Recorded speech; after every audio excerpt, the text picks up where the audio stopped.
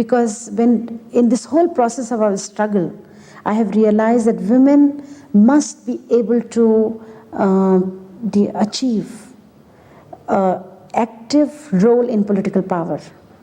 They must be able to reach in the positions where they can exercise political power. And it's very important. You see, we will remain powerless. We may be doing 101 development projects, programs, this, that we are involved in, but unless women fight for political rights and are actively, involved in the whole political processes, I think women will not achieve what they would like to achieve, and women would not be able to frame the laws as they would like the laws to be, to deliver justice to men and women both. I'm not saying the women should become powerful enough to just get what they want, but to be able to do justice to society and humanity as such. So I think it's a very encouraging thing in India that a lot of women are getting actively involved in politics. It's not an easy thing because a lot of obstacles are there. You have family responsibility, you have responsibility of your child. Expectations and role models are different for a woman. So when a woman enters politics, she has to really start her struggle from home, from family to society. But there are many more women who are coming out, and I think it's a very happy sign. Yeah.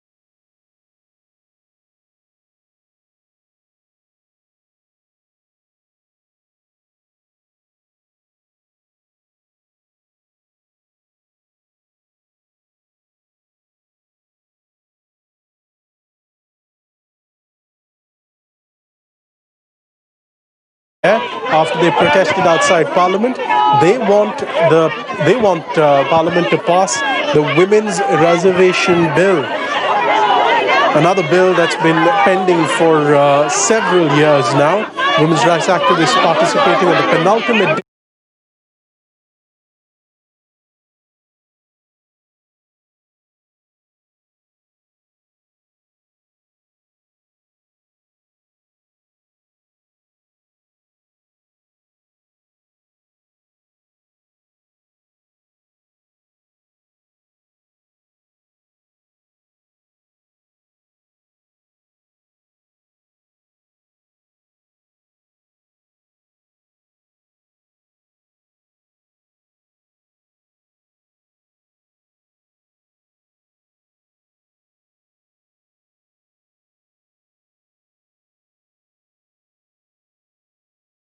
Reservation bill धीरे धीरे सारी Indian महिलाओं की मांग होती जा रही है, भारतीय महिलाओं की मांग होती जा रही है, और हर सेक्शन की महिला अब ये समझती है कि वुमेन रिजर्वेशन बिल की पैसेज होना, प्यारी होना क्यों जरूरी है। इस सिलसिले में अभी हम स्टेट लेवल कंसल्टेशन करके आए हैं कलकत्ता में, और वहाँ पे सारी महिलाएं, स्टूडेंट्स आए थे, ग्रासरूट लेवल वर्कर्स आए थे, और हमारे पीआरआई मेंबर्स आए थे। सबने ये फील किया कि वुमेन रिजर्वेशन बिल को पारित होना हर महिला के लिए कितना जरूरी है। महिलाओं को अगर राजनीतिक क्षेत्र में अपनी बराबर की भागीदारी नहीं मिलेगी तो देश आगे नहीं बढ़ेगा।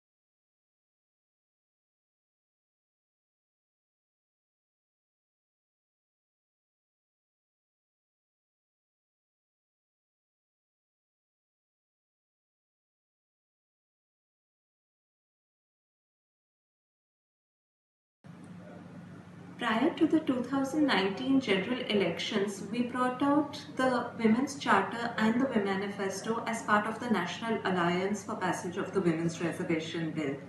The Women Manifesto basically contains 11 demands of women all over India.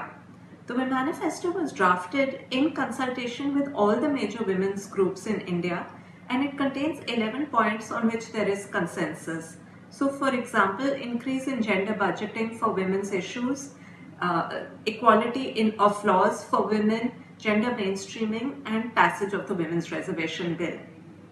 After drafting the manifesto, we held a press conference, and thereafter we physically handed over copies of the same to representatives of all the major political parties in India.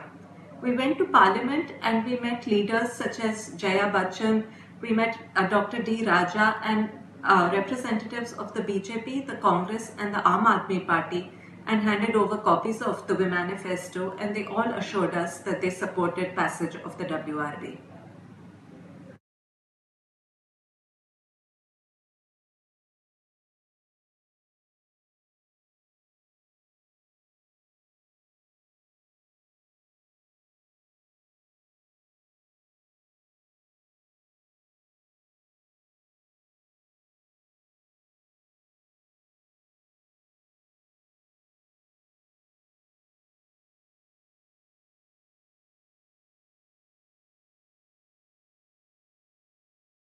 महिला आरक्षण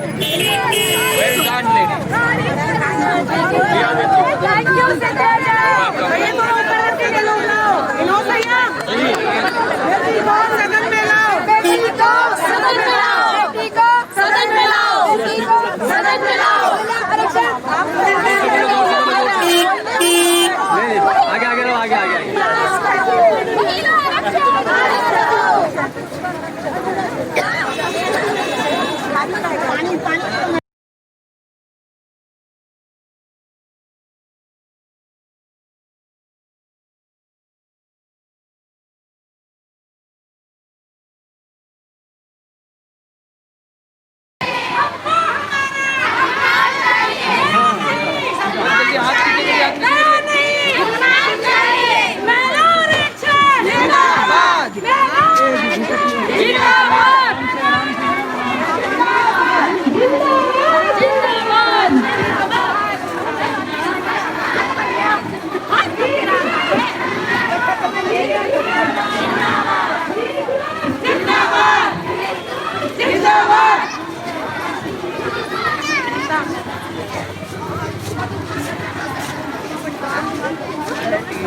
news पे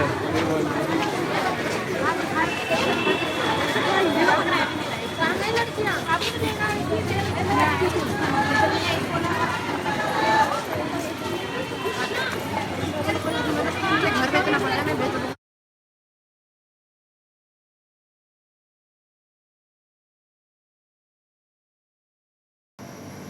The biggest challenge of 21st century is to get women in leadership positions. We have struggled for their rights, for gender equality, for women's empowerment. All the work in the field of economic empowerment, social empowerment, also fighting against violence against women has been on for almost over 4 decades. But what is important is to get all this into a quantum jump, into a level where women can exercise their right as leaders, they can participate at every level of decision making. When in Beijing in 1995 we reviewed it, we realized that women are not even 10%. But globally women have moved. Now it is over 27% that women are in leadership positions. So that means almost we are reaching 1/3. But unfortunately in India, we are not thinking about giving women leadership position. The bill which is pending for almost 27 years now is something which would have given really women an opportunity to get elected, to be part of the decision making at the state and national level parliament. Unfortunately, it is not happening, and that has been the struggle. And it's, in a way, it's my personal call of my conscience that I want to see, and that's the reason why from Beijing, from Nairobi to now, I've been really promoting this cause with my team in Center for Social Research, with larger alliance of women's organizations, with Women Power Connect, which has 1900 organizations and members. These large frameworks of organizations coming together and fighting across the country, because we are of the conviction that women in power will change the nature of power. Women in power will change the way women are perceived in our society, and their status will really, really change.